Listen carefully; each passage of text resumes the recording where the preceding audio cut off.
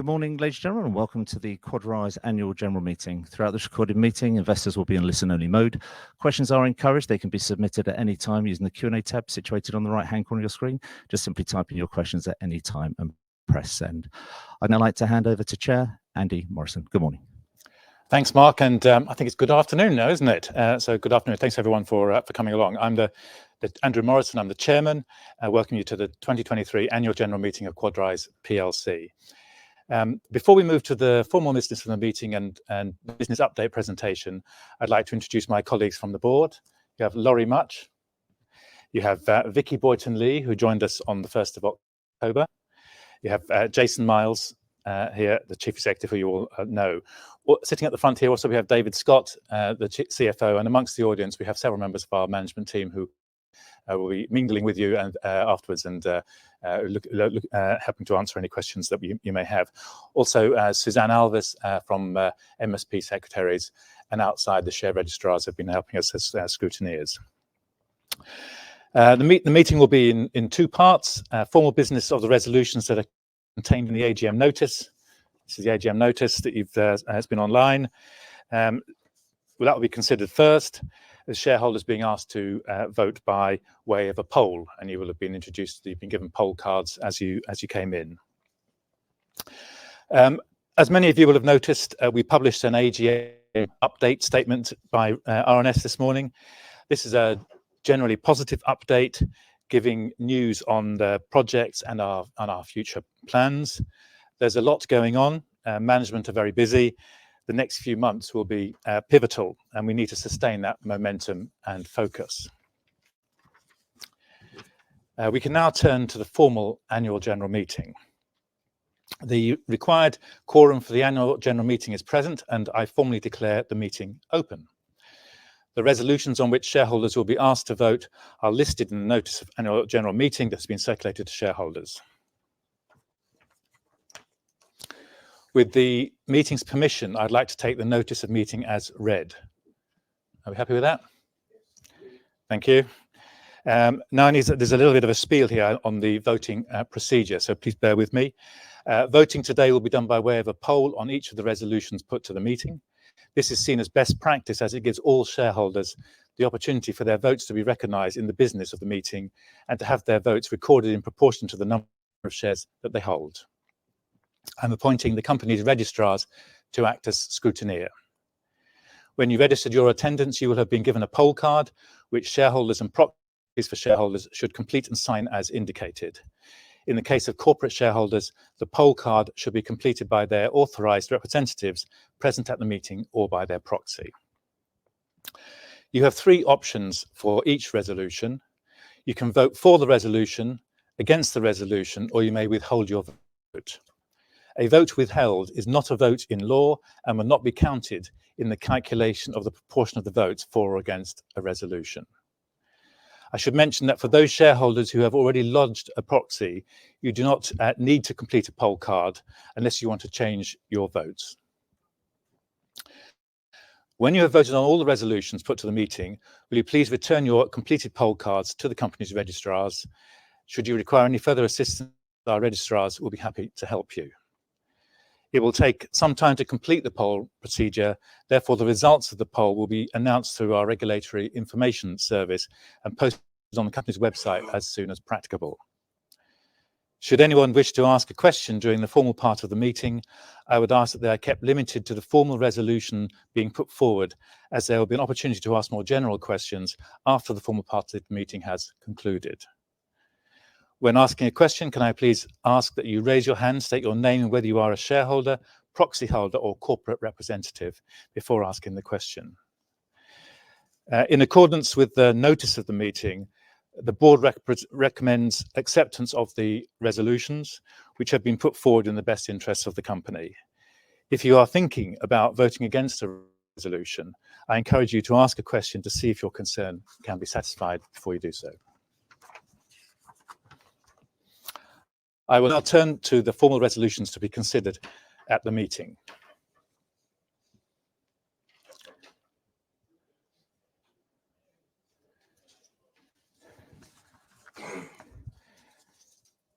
The first resolution is Resolution 1, which is to receive the annual report and accounts of the company for the year ended 30th of June 2023 and the report of the auditors thereon. Joseph Archer from the auditors is amongst the audience here. Before I put the resolution to the meeting, can I ask if there are any questions in connection with the proposed resolution? If there are no questions, I now put the resolution to the meeting. To vote, please would you place a cross in the appropriate box on your poll voting card. Thank you.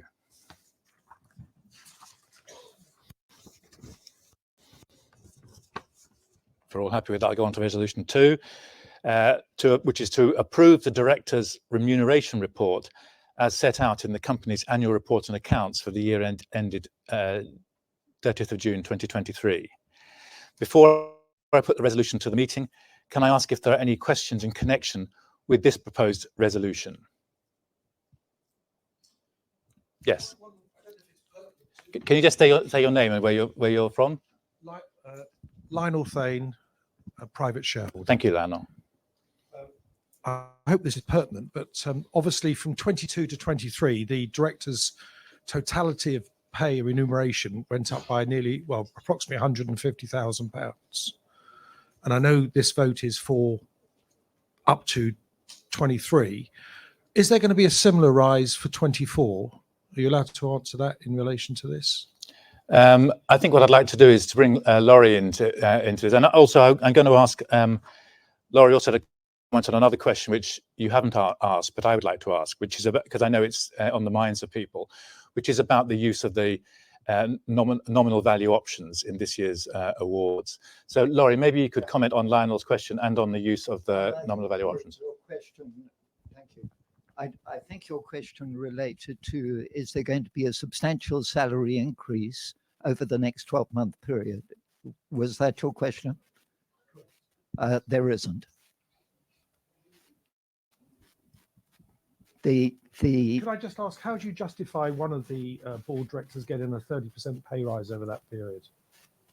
Just, can you use the mic, or I can't hear you Sorry, that clearly. I just wondered how you could justify giving one of the directors a 30% pay rise over that period. Are you referring to Jason? Philip.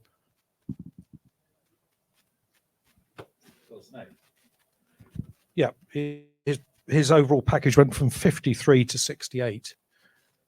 This is in a previous period. Right. I'll have to check that and come back to you. Well, it's in your report and accounts. Thank you. If you're talking about Phil Snaith, I'll need to check that and come back to you, because as a non-exec director, it would not be normal for that to occur. Phil Snaith's remuneration as chairman of the compensation committee at the time was the same as mine, which was around £40,000.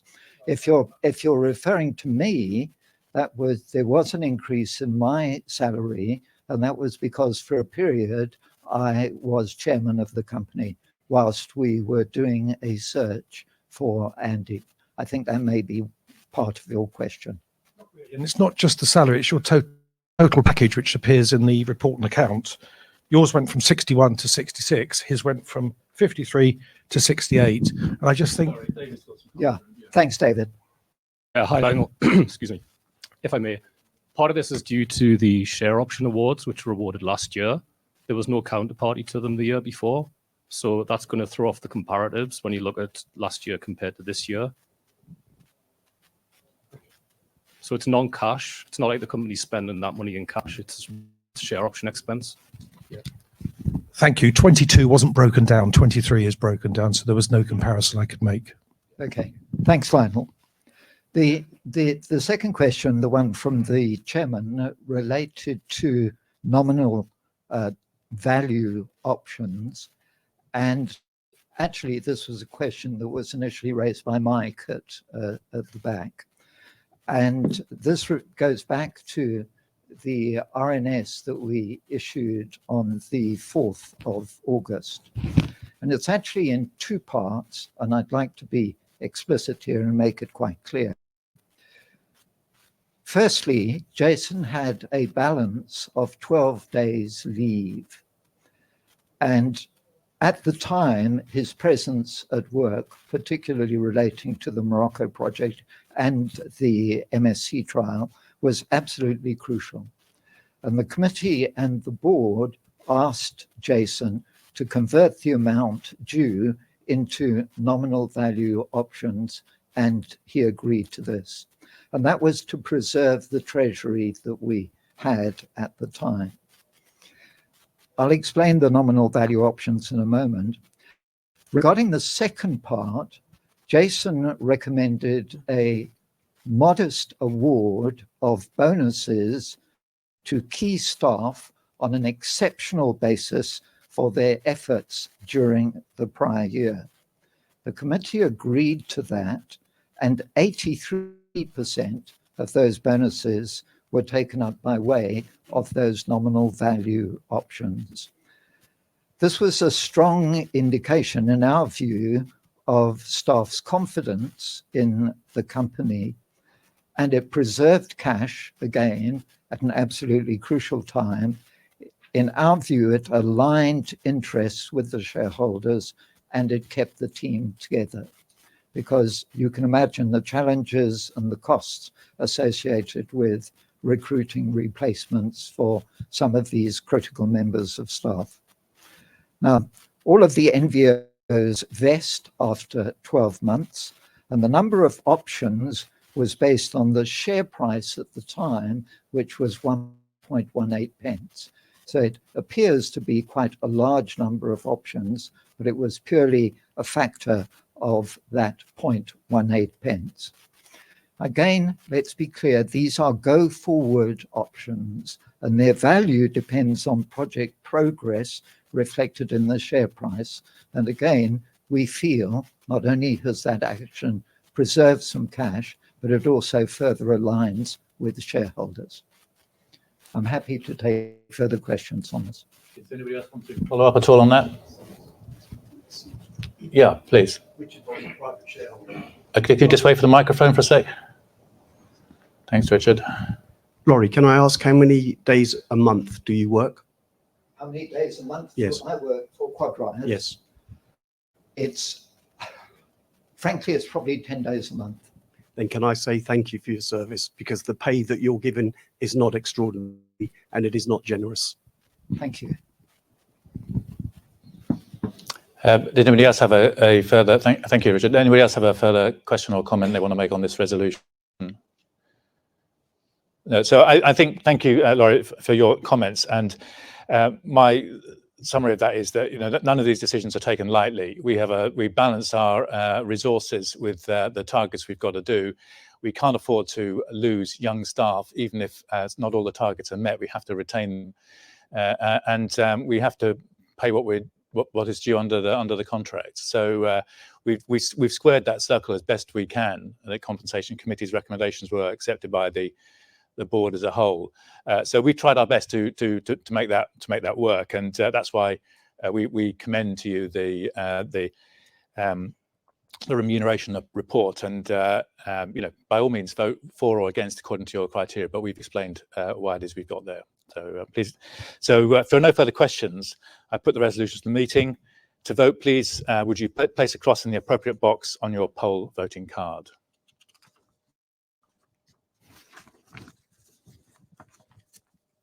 The next resolution is Resolution 3, to reappoint Dilip Shah as a director of the company. Dilip's apologised, but he can't be here with us today. He is retiring in accordance with the company's Articles of Association by rotation. Before I put the resolution to the meeting, can I ask if there are any questions in connection with the proposed resolution about Dilip? No. If there are no further questions, I now put the resolution to the meeting. To vote, please, would you place a cross in the appropriate box on your poll voting card? Next resolution is Resolution 4, which is to reappoint Vicky Su-Yin Lee as the director of the company. Vicky, also known as Vicky Boyton Lee. She joined during the year, so she's being reappointed at the first annual general meeting. Before I put the resolution to the meeting, can I ask if there are any questions in connection with the proposed resolution? If there are no questions, I put the resolution to the meeting. To vote, please would you place a cross in the appropriate box on your poll voting card? Thank you. The next resolution is Resolution 5, which is to reappoint PKF Littlejohn LLP as auditors of the company to hold office from the conclusion of this AGM until the conclusion of the next AGM, at which accounts are laid before the company, and to authorise the directors to determine the auditor's remuneration. Before I put the resolution to the meeting, can I ask if there are any questions in connection with this resolution? If there are no questions, I now put the resolution to the meeting. To vote, please would you place a cross in the appropriate box in your poll voting card? Thank you. The next resolution is Resolution 6, and this resolution relates to the directors' authority to allot shares up to a limited amount of 1/3 of the company's issued share capital. The full text of this resolution is shown in the notice of annual general meeting, and with the meeting's permission, I would like to take the resolution, which is quite lengthy, as read. Are you okay with that? Thank you. Before I put the resolution to the meeting, can I ask if there are any questions in connection with the proposed resolution? If there are no questions, I now put the resolution to the meeting. To vote again, please, would you place a cross in the appropriate box on your poll voting card? Thank you. The next resolution is Resolution 7, that relates to the disapplication of preemption rights. This is a standard resolution. It's a special resolution, in this, but it's also a standard in the sense that it appears in most companies' lists of resolutions. It gives limited authority to the directors to issue up to 10% of the company's issued share capital for cash, for example, in relation to a fundraising, without offering those shares to existing shareholders. The full text of this resolution is shown in the notice of annual general meeting, and with the meeting's permission, I would like to take the resolution, which is quite lengthy, as read. Again, are you happy to do that? Before I put the resolution to the meeting, are there any questions in connection with it? No, okay. If there are no questions, I now put the resolution to the meeting. To vote, please, would you place a cross in the appropriate box on your poll voting card? Thank you. Nearly there. The final resolution, Resolution 8, also relates to the disapplication of preemption rights. This is another standard resolution that gives a limited authority for the directors to issue up to an additional 5% of the company's issued share capital for cash without first offering those shares to existing shareholders, provided that this power is used only in connection with an acquisition or other specific capital investment. The full text of this resolution is shown in the notice of annual general meeting, and with the meeting's permission, I would like to take the resolution, which is again quite lengthy, as read. All okay? Thank you. Before I put the resolution to the meeting, can I ask if there are any questions about this proposed resolution? No. If there are no questions, I now put the resolution to the meeting. To vote, please would you place a cross in the appropriate box on your poll voting card? Thank you.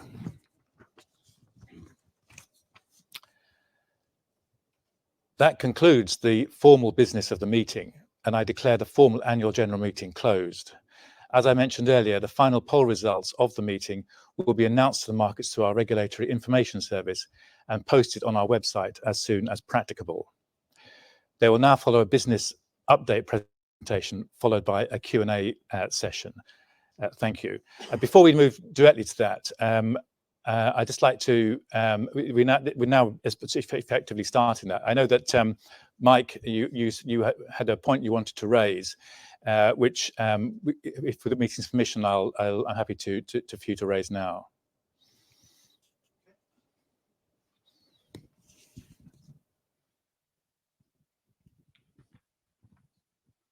Could you get to the chair, please? Good afternoon, AGM. My name is Mike Fay. The subject I wish to address is the lack of retail shareholder representation on the board, a subject I'm learning about, and I'm quite happy to be corrected. I would class anyone who buys shares online by an execution-only provider, such as Hargreaves Lansdown, as a retail shareholder. My research suggests retail shareholders own 59.77% of QUADRISE. Nearly 60% of QUADRISE is owned by retail shareholders, but there is no retail shareholder voice on the board. It is my opinion that there should be a retail shareholder representative director on the board. But how to get a retail shareholder representative appointed as a director? There are 3 ways. 1, be appointed by the board. This is the first and easiest way, that is that the board appoint a retail shareholder representative as a director, and that person is re-elected or not by the members at the next AGM. This was the route for Vicky, so it can be done. 2, be rich. Second, if a person or entity owns 10% or more of the company, they have the automatic right to be a director or appoint their proxy. 3, be nominated and elected by the shareholders. The third way is more difficult but possible, with 5% of the shareholders willing to propose a nomination to enable an election at a general meeting, plus other procedural difficulties.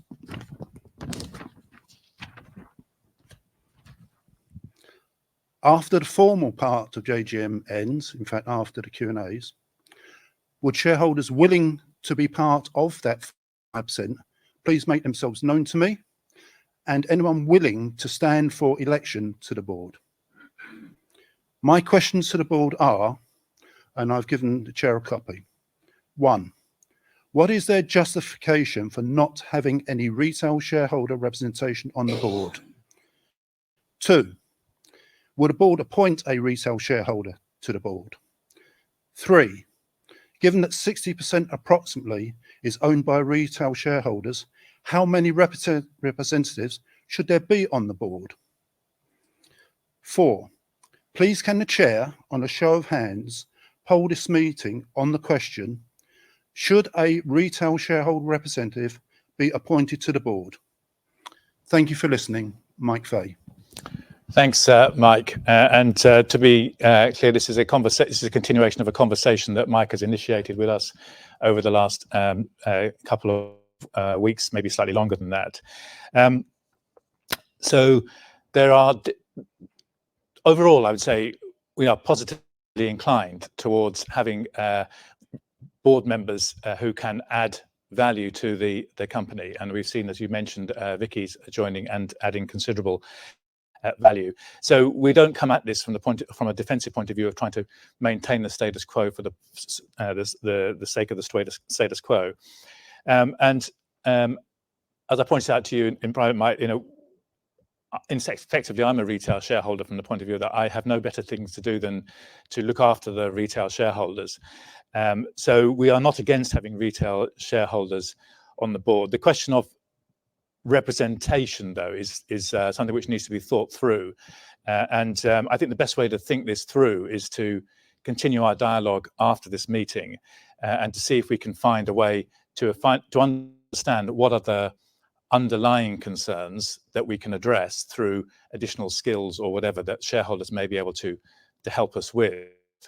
So I think we'd like to do that. So we'd like to take your option 1, I think, is what we're saying, which is let's talk about it and see if we can get to an agreement about what it is that we need and what it is that we can do. But we are somewhat resistant to the idea of representation, which sounds like that somebody is going to come onto the board and only represent that selection of the community. They need to come on the board and be a director for all the good and bad that involves, and actually means that they can't communicate with the people that they're supposed to represent any more than the rest of us can at any time. So we will talk about that. Will we appoint a retail shareholder to the board? I think there's no reason why we wouldn't appoint new skills to the board that we need. If it's somebody who's a retail shareholder, if they're a big retail shareholder, all the better. Having alignment is a good thing. So we certainly would be willing to consider that as part of the discussion. You mentioned, given that 60% is owned by retail shareholders, and how many representatives should there be on the board? Well, let's start with considering who's the next one, and then we can move from that point. But I think the point you raise in that question is around acting in concert. That you raise also, you like to hear from other shareholders who might be willing to work in concert with you on what you're proposing if we can't reach an agreement directly with the board. Just be careful that we all need to be careful that the shareholders don't act in concert in a way which would require them to make a bid for the company. So just have that in mind. There are rules and regulations around all this, and then we are outside the formal part of the meeting, and there are lots of ifs and buts and questions still you might have about what Mike is saying, what I've responded. But I will allow a show of hands on this. I mean, do you think that is it a conversation that you'd like us to continue as a board with Mike, with the view to adding additional skills, hopefully to satisfy Mike as somebody who is amongst the retail shareholders? First of all, are you willing to have a show of hands on this, as informally? Not lots of nodding, right? So those of you who think that's a good idea, you'd like us to continue that conversation with Mike and others that he might put forward, just raise your hand. Thank you. So, and is there anybody who thinks that's actually a rotten idea? There's 2 people who think it's a rotten idea. So hopefully that debate about whether it's a good idea or a rotten idea will come out in the course of our conversations with you. So I think we have the okay from that. The idea is that we should be able to have the conversation, and maybe we can circle back to those who have expressed reservations and make sure that whatever we come up with satisfies those reservations. But okay, does that satisfy that point for now? Yes, thank you. Okay, thank you very much. So this is our disclaimer, which will be on the website. You can read that, so it's standard. So we could welcome you now to the project update and for the AGM, which Jason will largely undertake the presentation, and then we'll together answer questions. But I would like to first also now welcome those who've been listening quietly on IMC, joining us online. Welcome to the presentation and Q&A part of this. I know you've had a chance also to observe the main part of the meeting. The main part of the presentation, as I said, will be an update from Jason, but there's some summary remarks I'm going to make now, which are in line with the update RNS, which we issued this morning. So first of all, after much toing and froing to Morocco, we have now proven our products in the industrial application. Particularly, we've also proven, in addition to MSAR, we've also proven BioMSAR at an industrial scale. So at long last, we have a route to commercialization, and Jason will give you further details on that from the RNS last week. At the same time as that, we have an entry point into North America with the low carbon fuels starting with our sort of bridgehead in Utah with Valkor, and this is really an opportunity to try to find a way to use the Americans' enthusiasm for their Inflation Reduction Act to find additional funding and scaling opportunities in the US and beyond. So there's a huge amount, and actually you're starting to see as other parts of the world also trying to compete with the Inflation Reduction Act, which has been such a successful way of attracting investment. And so we believe that our Utah project with Valkor is a good bridgehead into that, and we're looking to scale that up. We're also looking to scale up our shipping business, obviously using MSC as a blueprint for that. And we are an important part of MSC's plans for low-cost compliance. They have a very different strategy to Maersk, who some of you will remember from the past. Maersk has been doing a lot of buying of ships with methanol fuels and looking at ammonia-fueled ships. People have tried and had different experiences with LNG as the price has gone up and down. But MSC are very much the guys. They always do this: show me the money, yeah. And their strategy is low cost compliance. They want to comply with the same things. They're being driven to comply by their customers, and they want to do that, but they want to do it in the lowest cost way. And they see our products as a way to do that. And they're also seeing the customers demanding more of the bio products. That's not to say there isn't still an opportunity in the MSAR, the traditional products, but what's driving that change and that enthusiasm are the biofuels. It offer the route to low cost compliance as the pricing of carbon starts to come in. And we have patent solutions, patent applications for blend on board and crude sugar oil bio-MSAR, and these providing us with additional scale-up options. So we're working with MSC, and that's a container fleet on fixed routes, but not all ships operate on fixed routes, and therefore the blend on board solution is potentially applicable. And in answer to previous concerns, if you like, about the supply availability of glycerine at scale. Actually, we're finding that there is quite a bit of glycerine around, but ultimately, as we succeed and scale up, there will need to be other product streams, other components streams, and crude sugar oils appear to be a very good and carbon efficient route for that. And we're doing quite a bit of work on that at our QF facility. Bernard's here today at the back there if you have any questions after the event. And we're continuing to work on net zero options for biomass derived sugars, and this isn't happening because ship owners are desperate to become green. Actually, it's being driven by their customers, shippers. We know the big ones. I'm not saying that there's a direct causal link here, but the Amazons and the IKEAs of the world are driving faster adoption of net zero fuels, and that's what's really making the change. And we're starting to see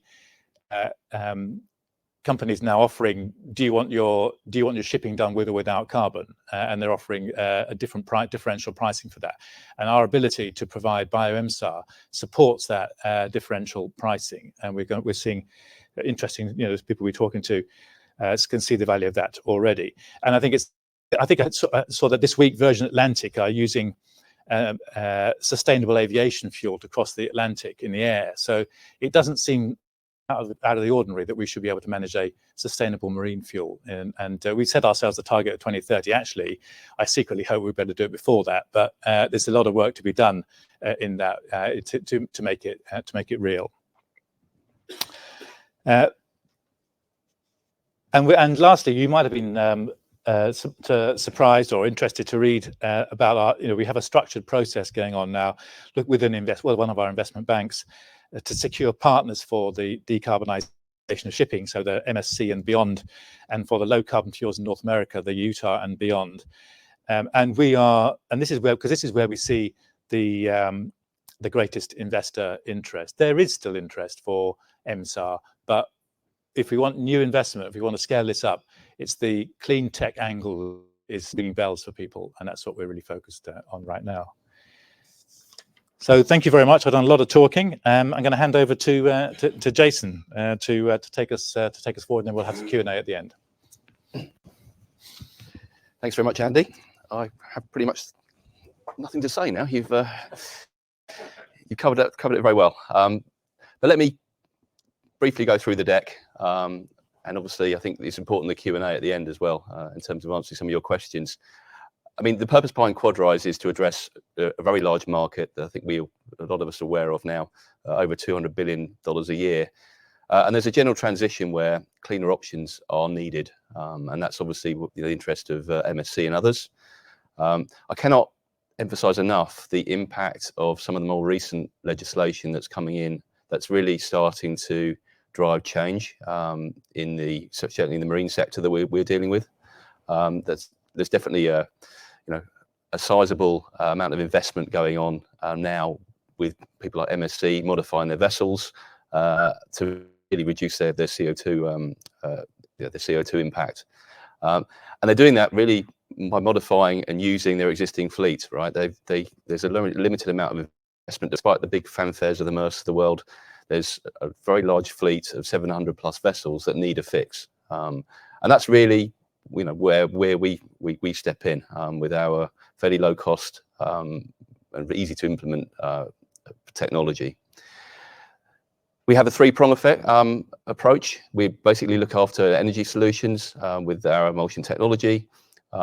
We also have some advantages in terms of what we do, and we're driving some development work in terms of the RDI to take advantage of some technological work, but also to combine that with sustainable biofuels. And I think that's really what sets QUADRISE apart from other people in the emulsion fuel business, for instance, is this ability to start taking advantage of sustainable biofuels which are water-based, and nobody else can do that.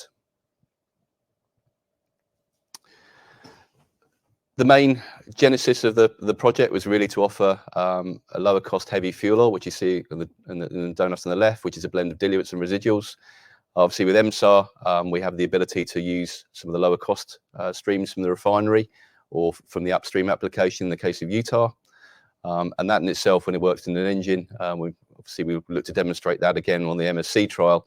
But previously we got quite a significant reduction in CO2 emissions when you use the conventional emulsion fuel. And also now there's a drive, certainly in the US especially, to combine, if you look at some of the upstream projects, for instance in Utah, combine that with CCS by injecting CO2 underground, which essentially gives you a lower cost hydrocarbon to start with. So the MSAR with a lower cost feedstock is actually quite an interesting feature, which is obviously part of the Utah project that we're looking at the moment. And there are other opportunities similar to Utah in the wings as well. BioMSAR is really from something that was, I guess, thought of just only a few years ago. We had our first commercial trial of BioMSAR at significant scale. You have to be there to see basically that fuel in action, and we basically whatever we throw at BioMSAR seems to work extremely well. Whether we put it in an engine or whether we put it through a massive furnace in the case of Morocco, this product delivers, and it's using a waste stream from biodiesel as a starting point. And lower cost, there's lots of lower cost glycerin which we're now finding out about through some of the partners we're working on with now on the supply side, which we can't announce yet, but we're working on at the moment. But there are streams of glycerin available to the scale that we need to drive the next 2 years of growth. Having said that, there's a lot of other opportunities as well to look at bringing in some other sustainable biofuels as well, and obviously that drives the work we're doing with Valkor and with BTG as well, bioliquids. There's a bit more work that we're going to be publishing in terms of some of the stuff we've been doing in aquafuel recently. But essentially what we're doing is we're swapping out the hydrocarbon component with biofuels, both on the water side, but also on the oil side, ultimately to get us to BioMSAR 0. And as Andy mentioned, you know, I think we all hope we can get there way before 2030. And the reality is the progress we're seeing so far demonstrates we'll be able to do that. Having said that, the key thing is we now start making money out of BioMSAR and also MSAR as well. Multiple sectors that we address today, really looking at anything from the upstream and refinery world, top left. We are utilising renewable fuels now from multiple sources. And I think the marine sector, industrial sector are going to be starved of molecules going forward. They are not going to get access to the molecules that are going into SAF, the molecules that are going into some of the HVO products, basically the hydrotreated vegetable oils of the world, which are very good alternatives to diesel. That will get snapped up by the aviation and transportation sectors. There's lots of other bio-derived products that are not easy to blend into conventional oil products, and that's really where our technology works extremely well. Obviously, to do that, we're using proprietary additives, and that obviously brings in other parties that are interested in obviously selling more of those products. And on the consumption side, really three main sectors: marine fuels, heavy industry includes power plants down the bottom, heavy industrial uses includes things like furnaces, and obviously drying applications, which is the case of Morocco. All driven around a limited commodity and a drive to reduce CO2 emissions, which means that the price of CO2 is now starting to get priced in by anyone in their forward planning process. So all of the big companies that we're dealing with are factoring in the value of CO2 or the cost of CO2 going forward, and working out, it's part of their business plan in terms of, the avoidance of having to pay a CO2 tax is really driving the demand for efficiency reductions, which people like MSC and others are spending a large amount of money on their fleet today, but also the drive towards more efficient fuels and biofuels going forward. So there's a very clear trend now that this is a feature going forward, and obviously the legislation in Europe is starting to bite as of next year. So the main projects we're focusing on, and we are very, very this is our main activity, is to focus on delivering these projects. I appreciate that obviously the speed of these is sometimes not as we would like, but really we'll take you through each of these projects. I won't go into each of these detail. I've got slides to cover these, but we're covering a number of different sectors with all the activities that we're working on now. In the case of Morocco, we've finally completed the trial, and appreciate shareholders' patience in getting to the promised land. Yes, it was a challenging trial at times due to one annoying component, which is a pump. I can maybe answer the questions afterwards, or if you have a question at the end, I can take you through that particular dilemma. But the pump been replaced, worked extremely well, delivered basically full load with MSAR for more than 15 minutes, actually, for the case of sort of 15 hours of operation, both on MSAR and most importantly on BioMSAR. And the scale of this facility is it's one of the largest units in terms of the single demand from a burner. It's a 33 megawatt burner, which consumes the same amount of fuel as a container ship, basically one of the bigger ones. So you can see the right hand stack, that's actually the unit actually running on our fuel at full load. So worked extremely well, got full load conditions from the unit we were operating on, and now the plan beyond that is now to actually progress commercial supply. We had to get through that point where to demonstrate the fuel worked, but now commercial supply discussions can start with the client in earnest, and also closing out obviously the technical report that Phil and the team are working on at the moment, and the client, obviously having seen how well it works in that particular site, is now looking at other applications which we talked about before. This is site B, but site A is their main flagship facility as well. So they're very keen to basically incorporate that as part of obviously the commercial rollout process. MSC, we've done. I mean, MSC are in this because I think, as Andy mentioned, it's part of their forward-looking plan for sustainability. It's listed, QUADRISE are listed in their sustainability report, and that's no mean feat actually for a small company. It's a family-owned business, extremely successful. For them to put their name against anything, they're doing it because they really believe this works, and they actually want to show the shipping industry that this is a viable solution for people going forward. They also like it, frankly, in the case of BioMSAR, and with the other major trader that we're dealing with at the moment, they like it because it's using components which are not going to get gobbled up by any other sector. It's using, in the first point, renewable glycerin from waste-based sources, but in the future, obviously, it can take advantage of some of the biomass-derived sugar. So they get the fact that there's limitations in glycerin initially up to a point, but they also see that the development work that we're doing and the results we're seeing with some of the other products offers a pathway for them to give them the scale up that they need. And as Andy mentioned now, there's lots of creative ways of taking advantage of some of the CO2 credits of greener solutions. So you can monetize actually the savings that you make, whether you do it as a company or whether third parties do it for you. There is money to be had in using some of these lower carbon green fuels, and that's certainly where BioMSAR comes in going forward. So We are in the process of finalising the agreements, and as they're announced, obviously in December, you'll get to appreciate some of the people that we're dealing with. There's a lot of work going on in parallel. So the permits to do the blending for the BioMSR trial in Europe have actually been applied for already. So that's underway. So it doesn't delay matters. And obviously we're looking at fast tracking what we can do on the project side to get the project underway. We'll have our kit on site in Q1 with a view to starting the trial early part of Q2 is the current plan.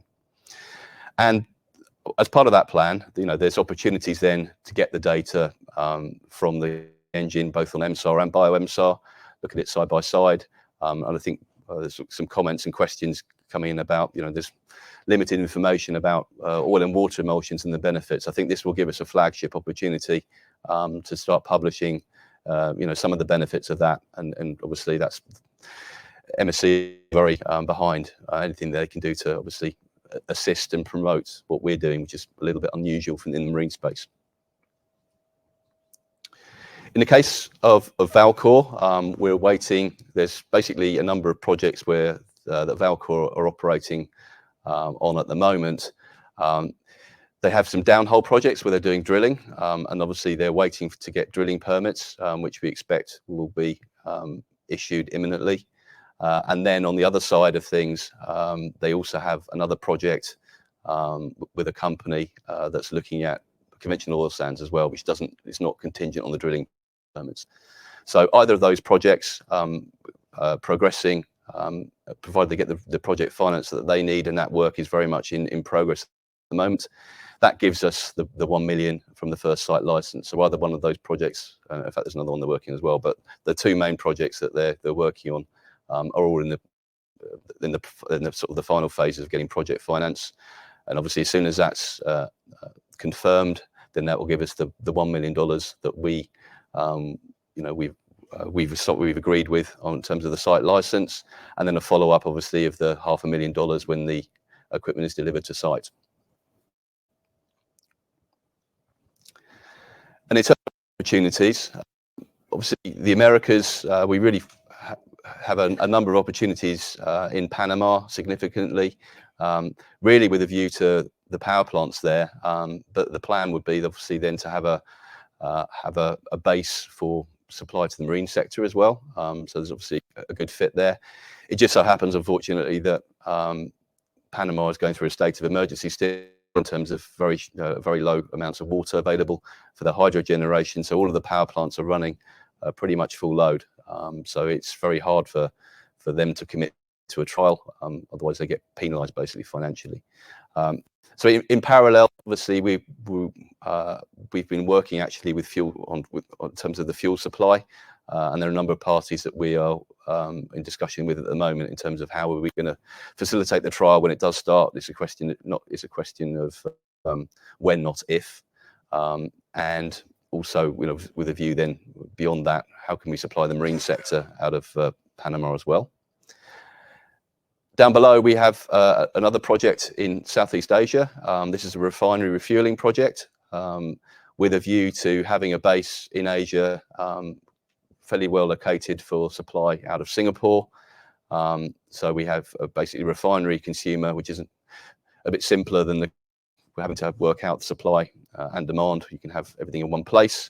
So the plan there is to do a trial in the refinery that could then basically morph straight into commercial supply to that particular refinery, and then that gives us obviously a good foothold also into that particular sector for future supply to the marine industry.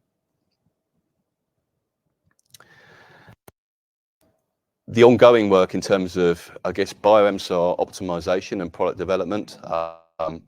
Glycerin is not glycerin; it comes from a number of different sources and supplies. So there's a lot of testing going on where we have obviously the major trader and some other counterparties providing us with glycerin samples going forward.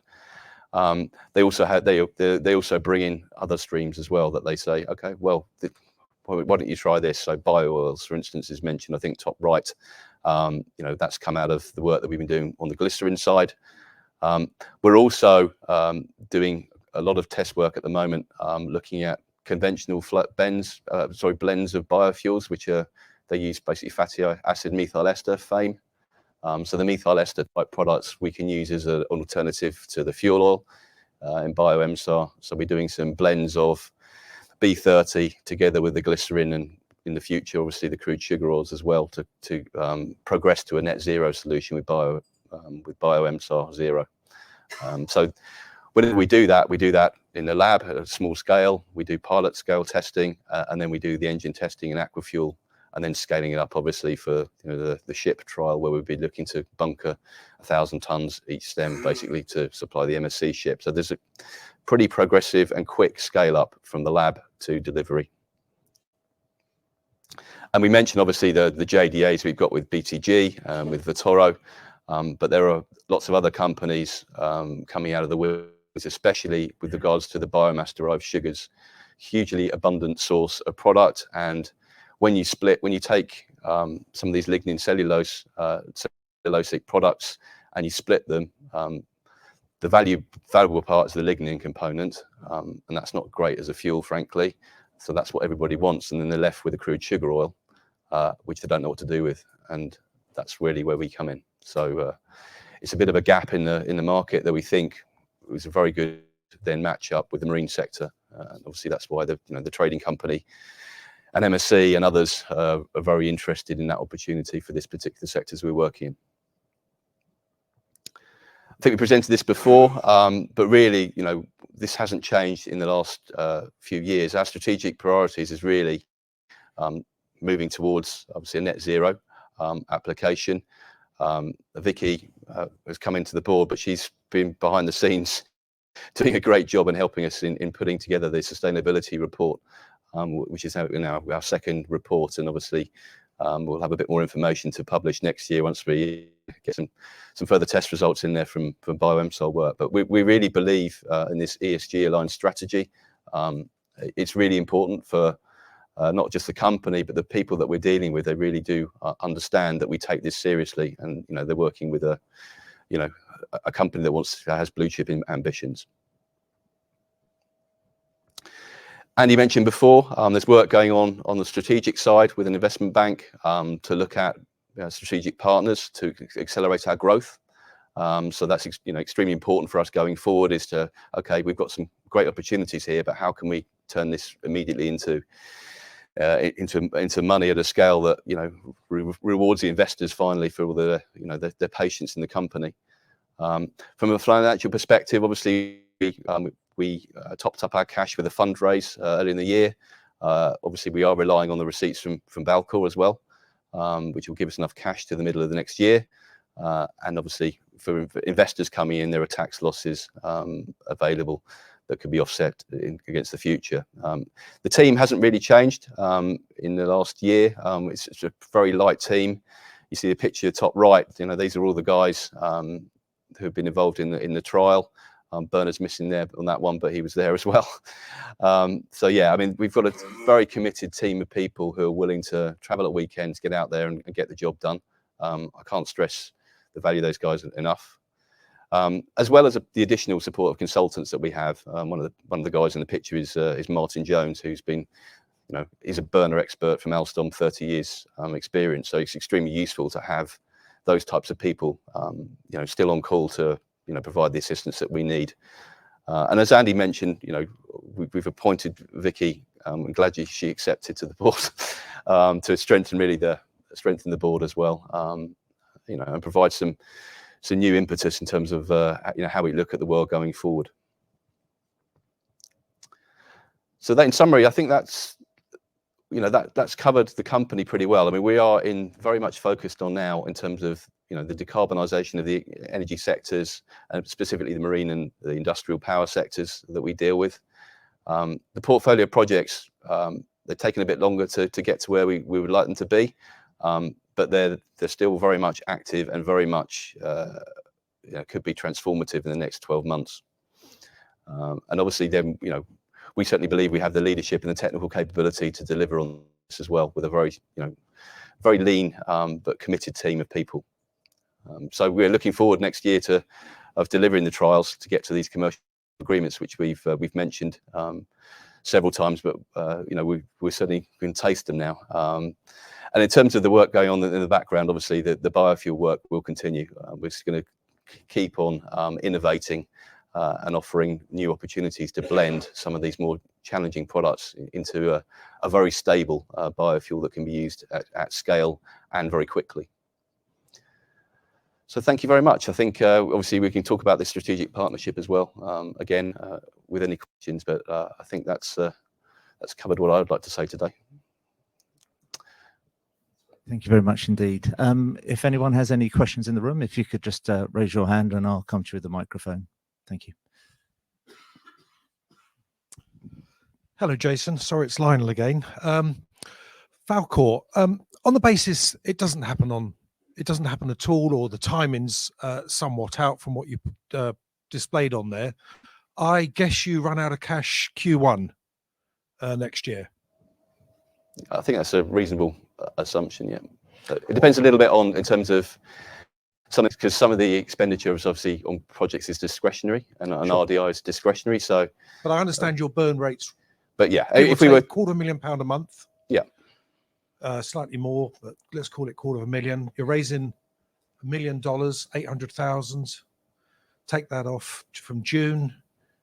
You're around February, March with some good savings. Mm-hmm. We're now approaching December. Most of December's a dead period from a corporate point of view of raising, I guess.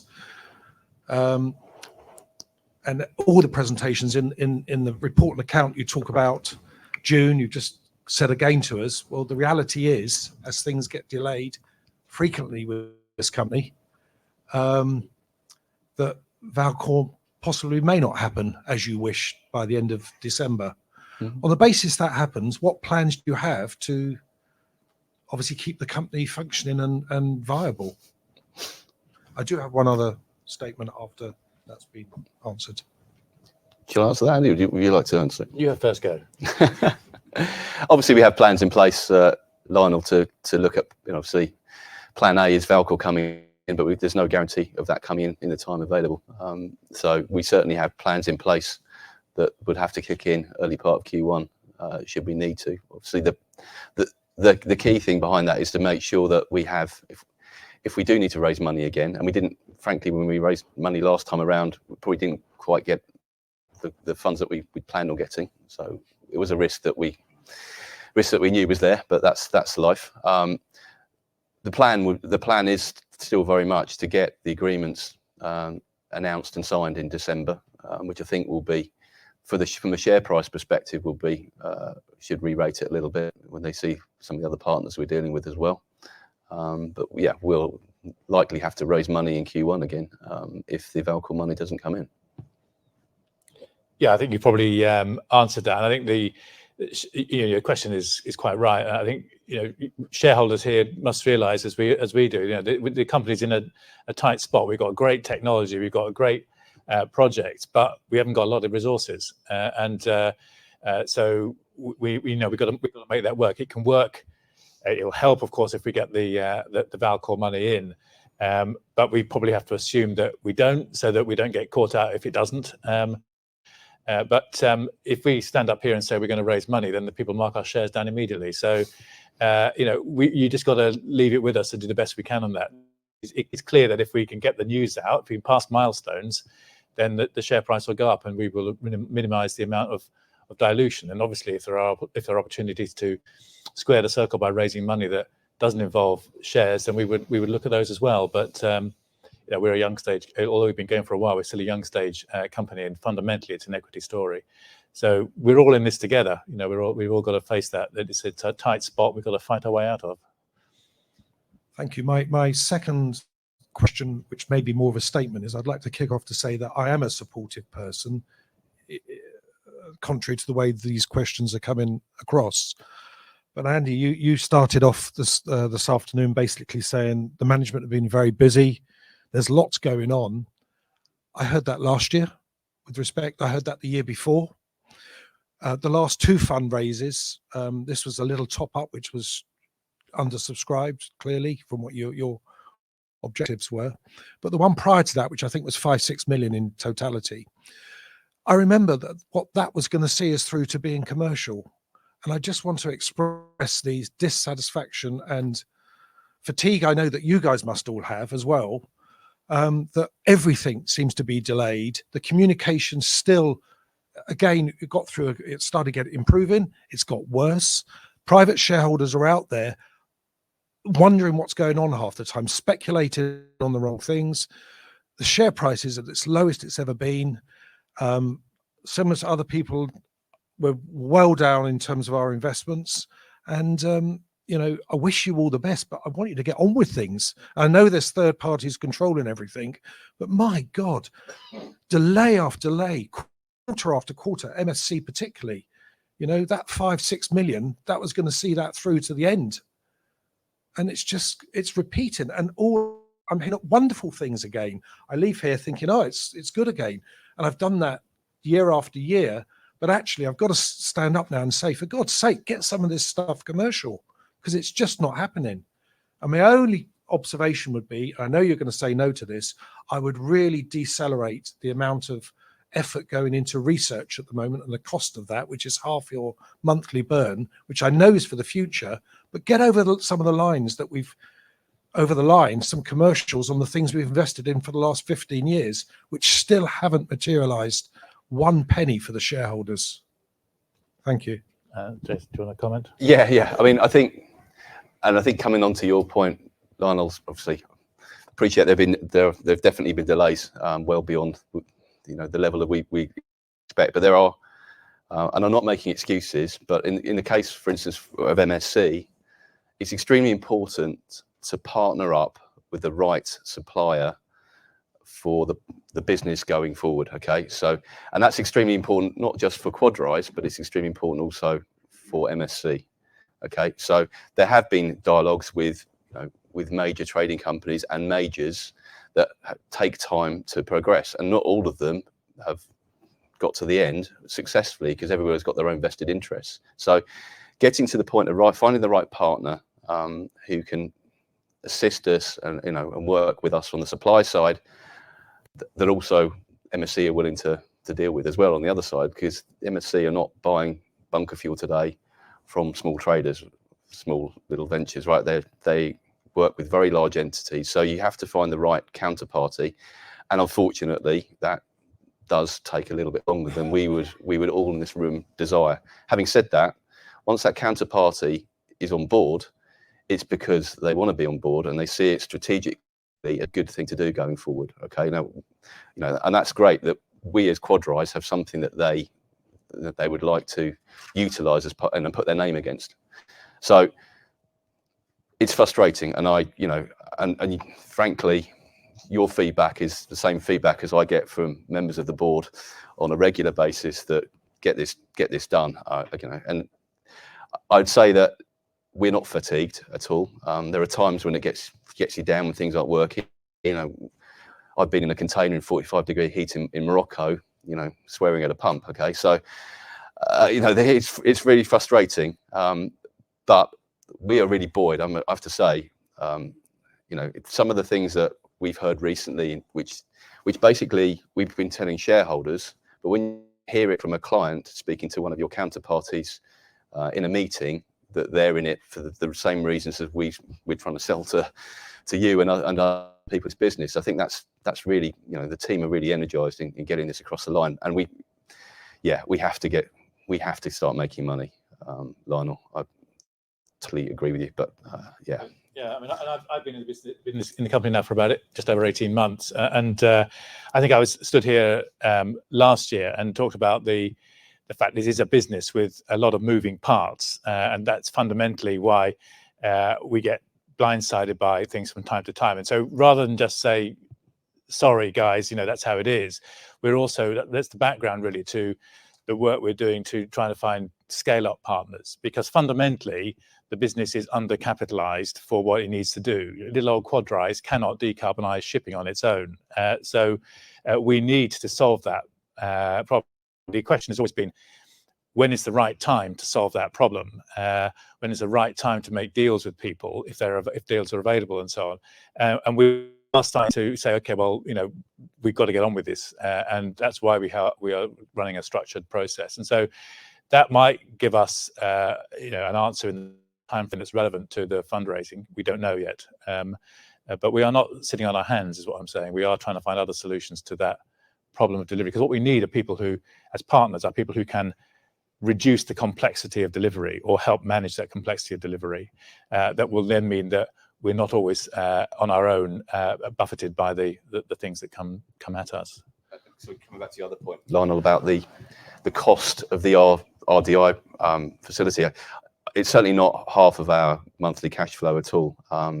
And if you think about, for instance, the Morocco trial, all of the components that were delivered to the Morocco trial, including the burner, the atomizer, everything else, that was all fabricated by us. Okay, so it's not just research work in beakers. There's actually money. Sorry, there's investment going in there. They're saving us money because we haven't got to go to a John Zink or a supplier. Okay, and because we can make it ourselves if we need to. So I would say that I'll take on board your comment, and where we're moving to now with the JDA work that we're doing with Vitoro and other people is that cost is shared. So we're looking to try and reduce those costs, for shareholders and ourselves, and try and offset those costs with others. And I think you'll see more of that as a theme where we start to get paid to do the work, basically, by others as well, to try and minimise that cost. But to stop it at this stage would be probably wouldn't be a good idea, because of where it's leading to in terms of the work with the crude sugar oils and other things. I just think we have a really unique opportunity to, on the back of the BioMSAR work and the vessel testing that we're doing, there's then opportunities, if it works very well, to then bring in these crude sugar oils way before anyone else can do it, and we've got then first mover advantage. So I think, Lionel, that's in the category of good question, because you had a lot of answers. So just to say that we've received in advance of the meeting a number of questions, and I imagine that we're receiving questions online as well. We may not get to everybody today in order to keeping the meeting in a reasonable time frame. We will prioritise, at least for the time being, the questions in the room, but we will get to we will answer the questions that come in online and coming in at a later date. So please carry on. Thanks. Yeah, Richard. Richard Body, private shareholder. Can I throw a different point of view from Lionel, in that this constant speculation about when, if we're going to need additional aim, knows fully well the difficulty is getting to commercialization. And you need to know there are a lot of retail investors who would fully support. We will not walk away. I will not walk away from a significant investment in this company. We are led by world-class scientist Jason. And whilst I may be critical at times on, as others, inability to actually get to commercialization, we're not going to walk away. I'm not going to walk away. It's not difficult to see that we can extend our runway from June to December with a very modest fundraise, which even at today's ridiculously low price will not have a material impact on dilution. So please bear in mind, there are those that fully support. And whilst, we all want to see success, we're here for the long haul. Well, I am. Yeah, thank you very much, Richard. And I think Lionel prefaced his comments by also saying that he supports what we're doing. So it's that, and I think the both your direct expression of support and Lionel's less direct, but nevertheless support, I think are important to us. Hi, Mark S, proxy shareholder. On the same vein that has just been discussed about supporting the company, I've been a long-term shareholder. I've invested a hell of a lot of money in this business. I believed in the business, but it does, and I take the point that was just raised about supporting the company, but there does become a point when you have to question what you are doing and whether you should put more funds into the company. Let's go back to the fundraise in June. And obviously yourself, Andy, you committed around about £40,000 to the placing shares overall. Perhaps we should be grateful to Ondo for that, you know, in helping us out there. But in comparison to the other board members, their investment was extremely low. It was depressingly low. And I should think that that must have, as well as myself, other shareholders, got them questioning, you know, why should I put more money into this business? Why should I commit more of my hard-earned cash if other board members are not showing the sort of confidence in the business that I think that they should show, considering that they have got a far better overview of those projects and actually what is going on with that, with the business. So I think that was extremely poor, and I think that's the reason why that fundraising never actually got to where it was expected to be. So I don't know if you've learned anything from that going forwards, but it's certainly prevented me from investing more funds because I couldn't see any confidence from the board against what we were being asked to do. You were imploring us to support the company because the alternative wasn't worth thinking about. But the other board members didn't seem to share that same opinion. Yeah, I can't speak for all the other board members. They may wish to comment, but if, I think this is certainly the case that Jason, above anyone, is fully committed to this business. You can see that.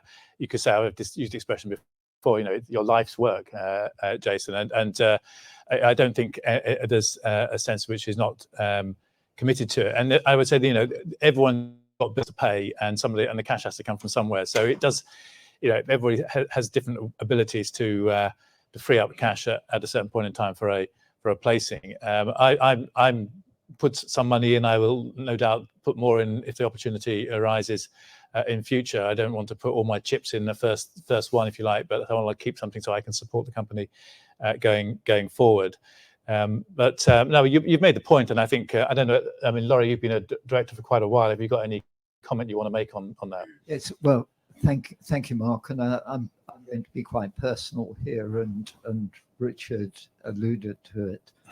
At the time, unfortunately, I did not have substantial funds available to put into the company. What I did do, though, and that was my reply to Richard, is I put skin in the game in the sense of my time. And I've been fortunate, and I do say fortunate for a very specific purpose. I've been fortunate to be working with this company since it launched in 2006. I've put an immense amount of personal time, way beyond the non-executive director's fees, in an endeavor to realize what I truly believe will be a successful company going forwards. I certainly at the time would have invested considerably more, but unfortunately at the time those funds were locked up. Yeah. And incidentally, I think I can speak for Phil Snaith. And please don't interpret Phil Snaith's departure in any way as being a lack of support for the company. Quite the converse.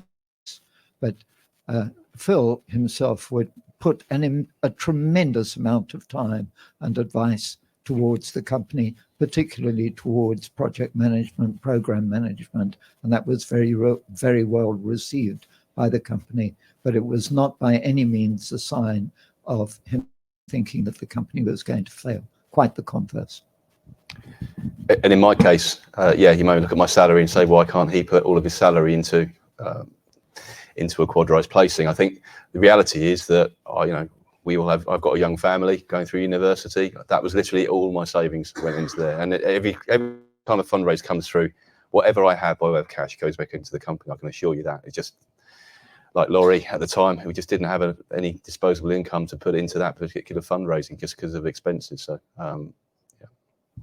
yeah, I accept what you're saying there, but obviously it's it was a very important time for the company to raise those funds, and there we were. Investors were left with this dichotomy of one being implored to actually make sure that they supported it and invested to support the company, but outwardly it totally conflicted the position of the board with that message. I think the main problem at the time was that the market share price fell below the offer price, and that gave people the opportunity to buy in the market, which obviously didn't help the company directly. So that kind of undermined us a little bit at that time.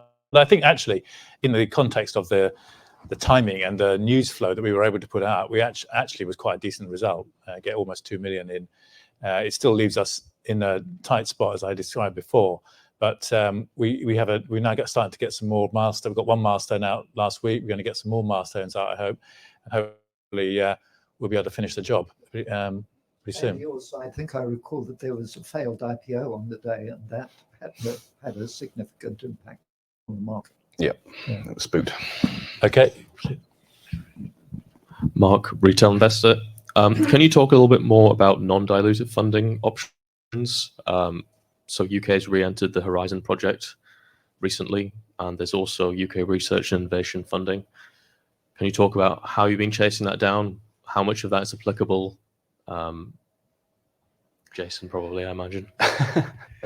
Yes, we've looked at several Horizon project ventures already. I would say that the first one we looked at got relatively well advanced, but the problem with any of these types of initiatives is that it doesn't deliver a tangible result in a period less than 3 years. And in fact, the Horizon projects are generally longer term projects which really don't deliver a trial, for instance, in terms of 3 to 5 years time. I can't keep coming to you saying that we've got non-dilutive funding to do a trial in 5 years time when we know that we can do it ourselves in a year. So some of these activities, they sound great on paper. They bring a lot of different academics together and companies together, but a lot of people involved in it are not necessarily really doing it because they believe it's a commercial outcome. It's more they should get involved in the first place. So we're certainly looking at it. Like I say, we've looked at one already and looked at another Horizon project more recently. Phil's been looking at it as part of a process. UK innovation funding is available, yes. The UK government, unfortunately, seems to be hell-bent on ignoring biofuels and going straight to hydrogen and ammonia, and the people, I guess, need to reassess what could be delivered today as part of the UK innovation funding. But we are looking at it, and David and Phil are looking at it all the time as well, together with myself, to see whether we can take advantage of some of these schemes. But the problem is just the term and the nature of these things that just take so long to get an outcome. It's a good source of funding, but you have to spend the money first and then get the money back afterwards.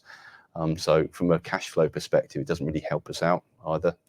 I mean, the best sort of non-dilutive funding probably source would be is sales. If we can get the Valkor money in, and the second tranche as well, and if we can get some of the other things going turning into revenue, then that's non-dilutive funding.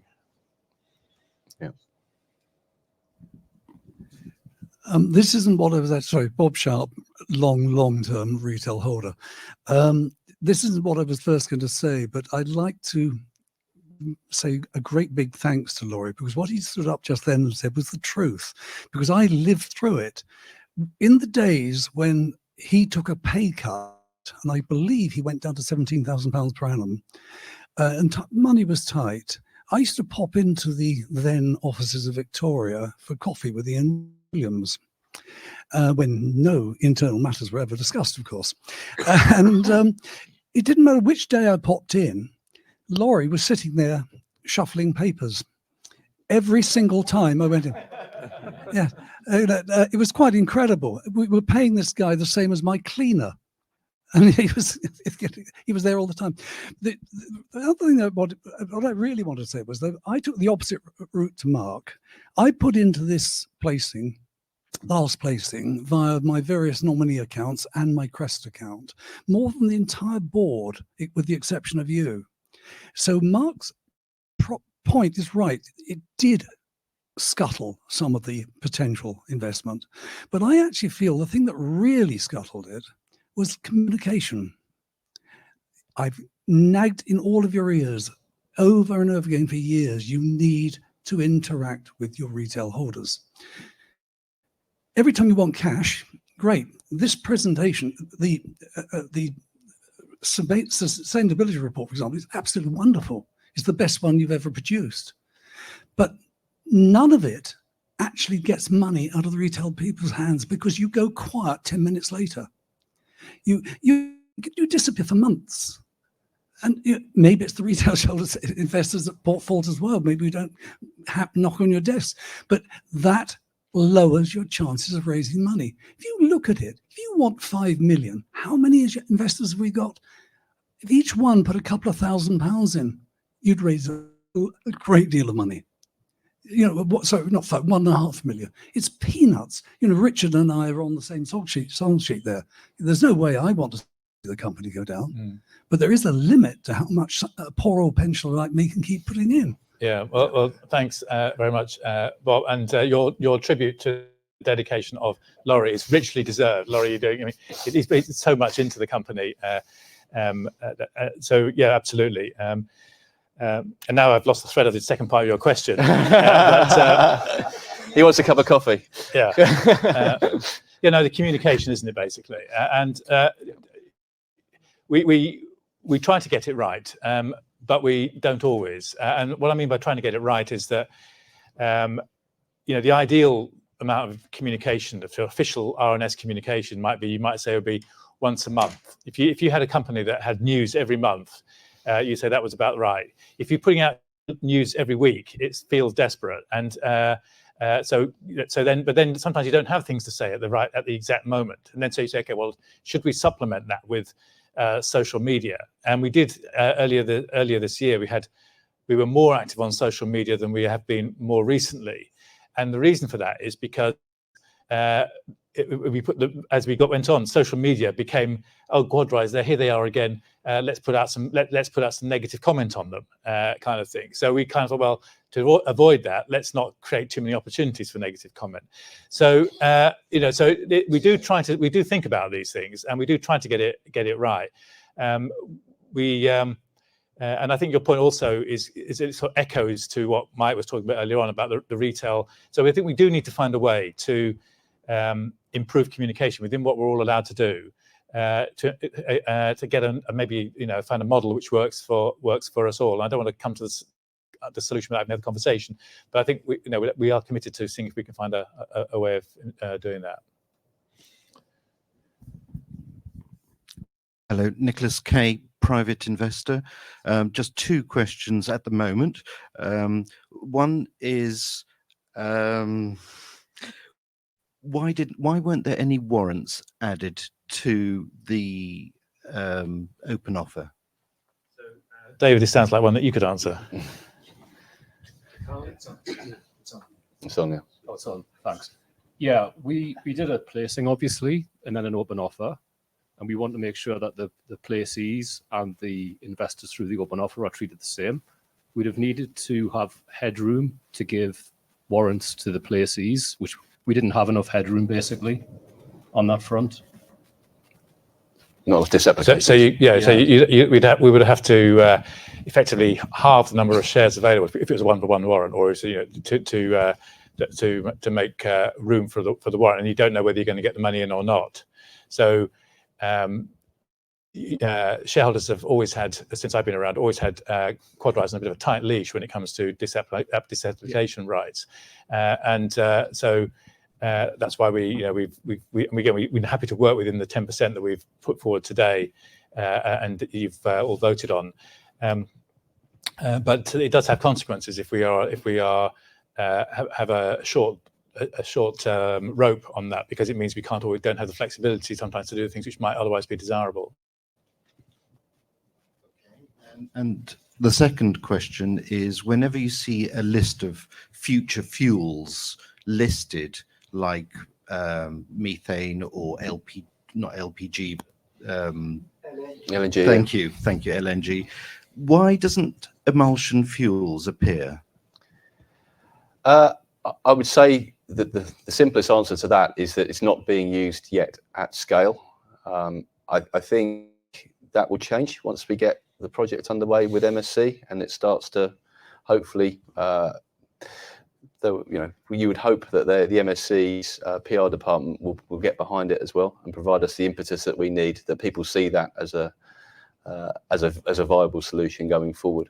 Do you think it will be seen as distinct from biofuels in general, or will we be kind of grouped into that, I think? We would sort of potentially be grouped into biofuels, but I guess not the conventional biofuel blends, which are oil-based. So yeah, I think it does come on if you look at things like conferences, etc. And we're quite active in organisations like IBIA, where emulsion fuels are listed on the IBIA site as a solution. But at the moment, a lot of the industry is a little bit niche. I think when someone like MSC picks it up and goes with it commercially, then we move out of that niche bracket. But it's something obviously we want to work on. But actually, the most important thing is probably getting the MSC trial underway and showing people it is actually, a large-scale commercial alternative that other people can use. Hi there, guys. Jeremy Nelson, retail investor.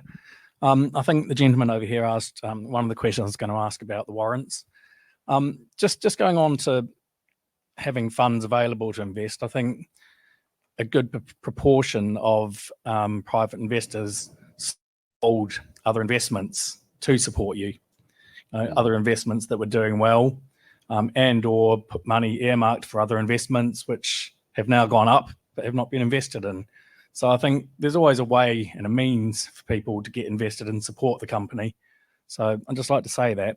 The other thing is, as far as the support for yourselves, I'm not seeing it from the nameless entities who can't be named in MSC in their PR. You don't feature. The only person supporting you that I take seriously is Vitoro. There's nothing coming out of any of these entities, and that affects people's belief in whether you've actually got something going.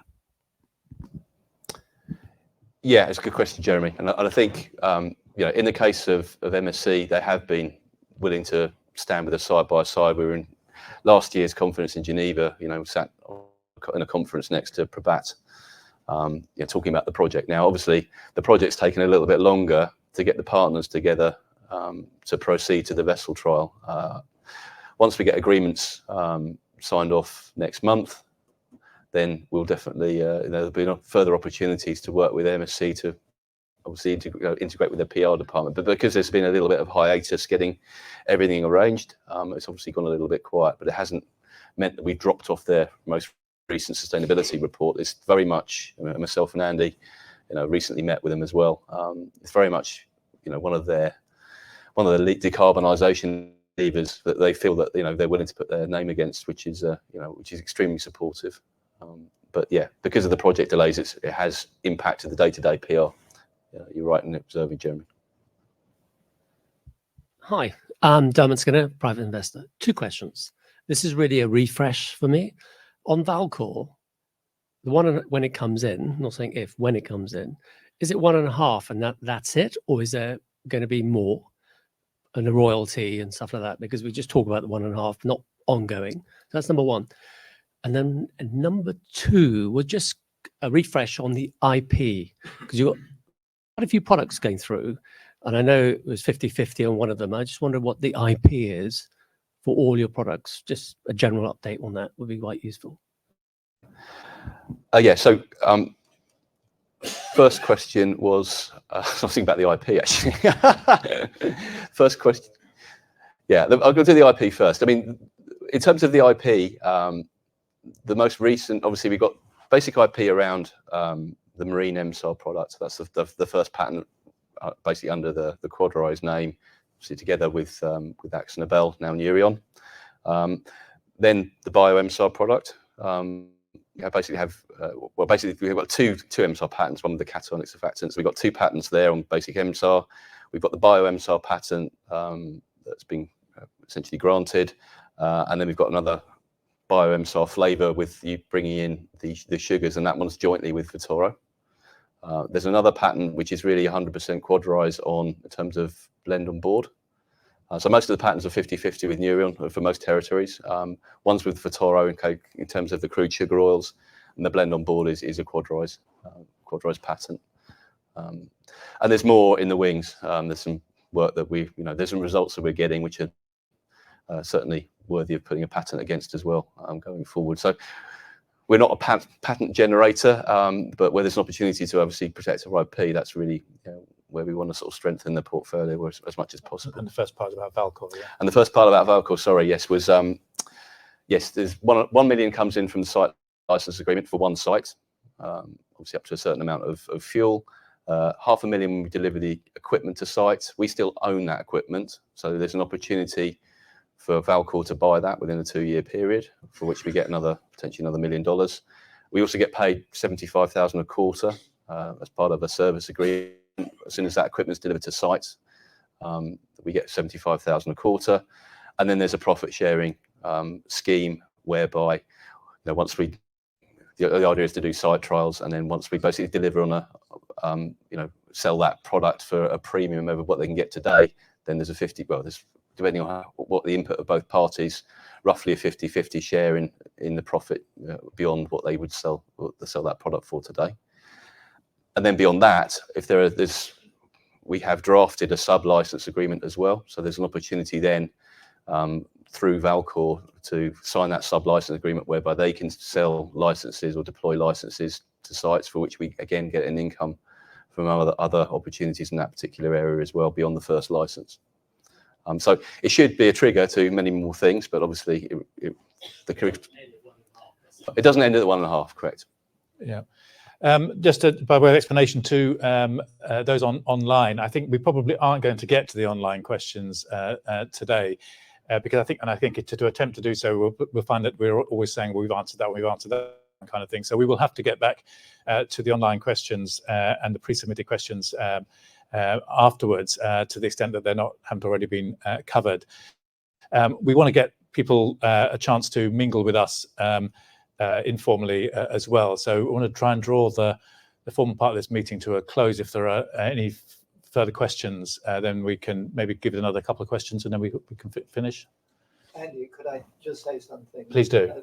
There has been a situation in the past where we've actually, unfortunately, closed the meeting too early. So I would encourage us to allow the floor to ask any questions that they have remaining.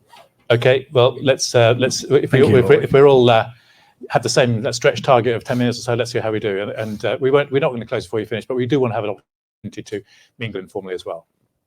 Yeah. On Morocco, why are we only now talking about a supply agreement with them? We've been there in Morocco for what, 3-4 years? I know the finer points of it maybe are there to be discussed, but surely there's a framework that has been set up for once those trials were known to be successful.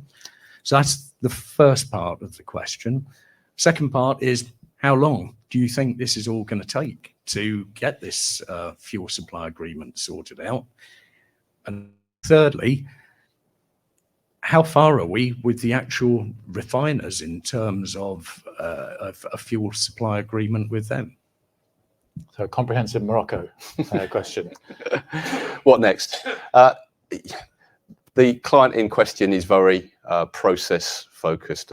Okay, so although we have a framework and general principles set, which is basically why they got involved in the first place, they would not release their commercial team until they got the results that they required from the first facility that's been able to trial the fuel in their particular sort of fleet. So now site B's done, that offers that particular site that demand for that particular site, and commercial supply discussions can formally commence. Now, in parallel, myself and Phil have been involved with discussions already with certain refiners about the supply to Morocco alongside the supply to MSC and other people, right? Because a refiner's not interested in just one client. It's looking at multiple opportunities, and obviously Morocco is very useful in that regard for MSC and vice versa.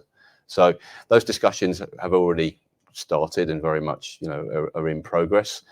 But on the client side, we had to unfortunately meet that milestone and conclude the trial, write the technical report, which we're doing. But now commercial discussions can formally start, and it's just the way they work. They have those procedures, and you can't deviate from that at all.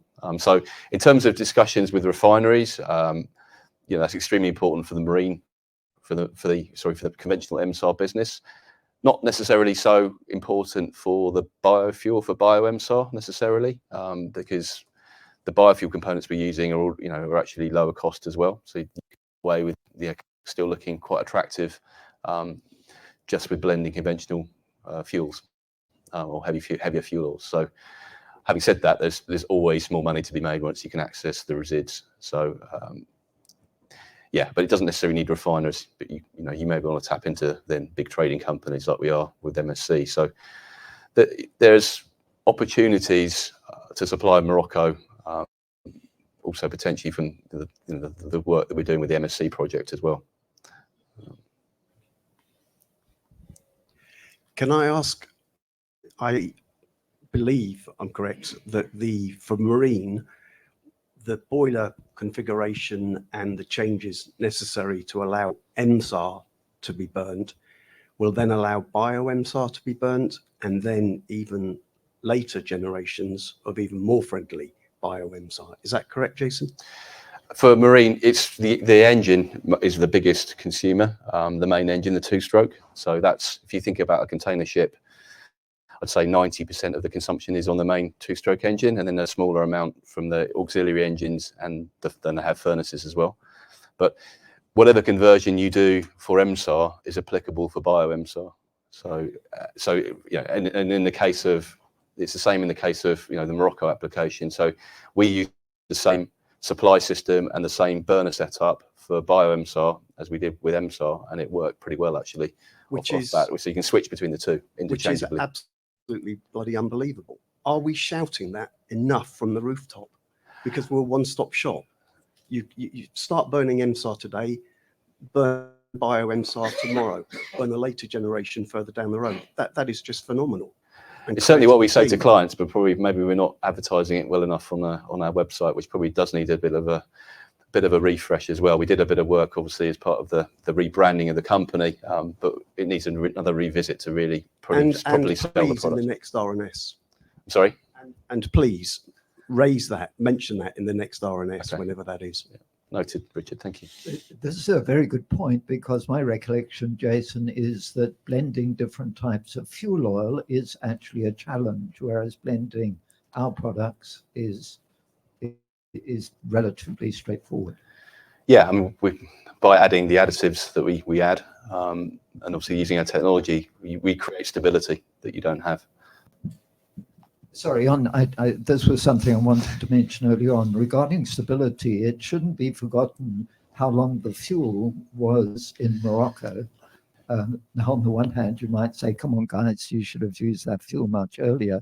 But it does make the point that the fuel is extraordinarily stable. Mm. So it was the same fuel you used, you didn't refresh it? No.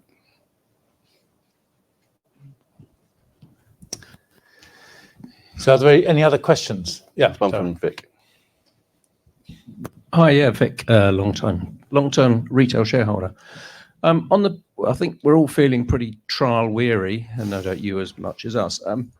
On the back of the successful Morocco trial, do you perhaps see if another customer came along with somewhere else in the world with a similar requirement and saying, "Oh, we'd like to try this," that you could turn around and say, "No, it works.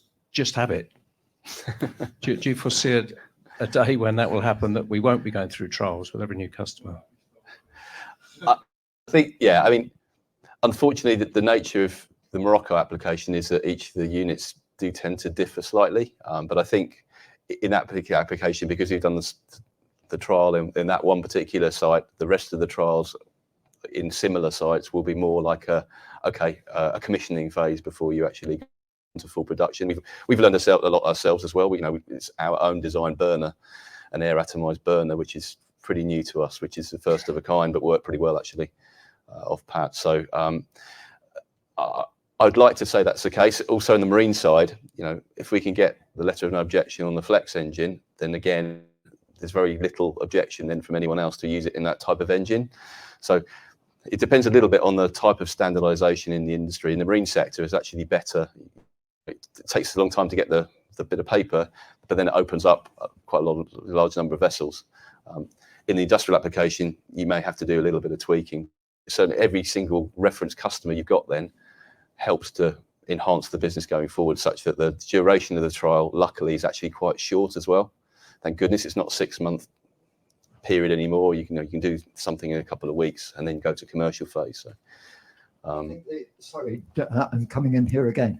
I think where we've got to be careful of is select and focus, and we've got a limited resource, and the non-exec directors point this out, of course, the management team, and we need to be exceptionally careful there. But I would make the point also that the work we're doing on potential partners would, and that's both in the context of potential financing, but also resources so that we can take these projects further, that may be an opportunity that we would pass on to a partner.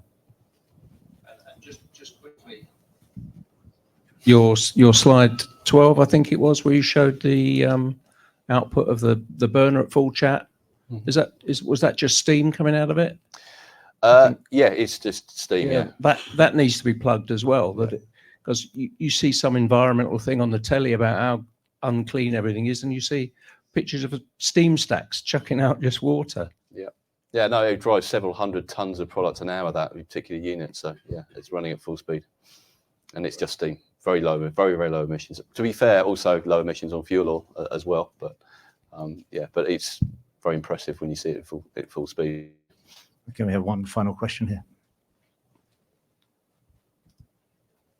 So how many counterparties are involved in the Lono trial? I think there's been a bit of confusion about who's doing what, how many parties are involved. Is a refinery involved? Is it just, are we using heavy fuel oil as an analog for resid, etc.? Could you maybe give us an idea of who's doing what without naming names, and what, so people can get an idea of what the shape of things is?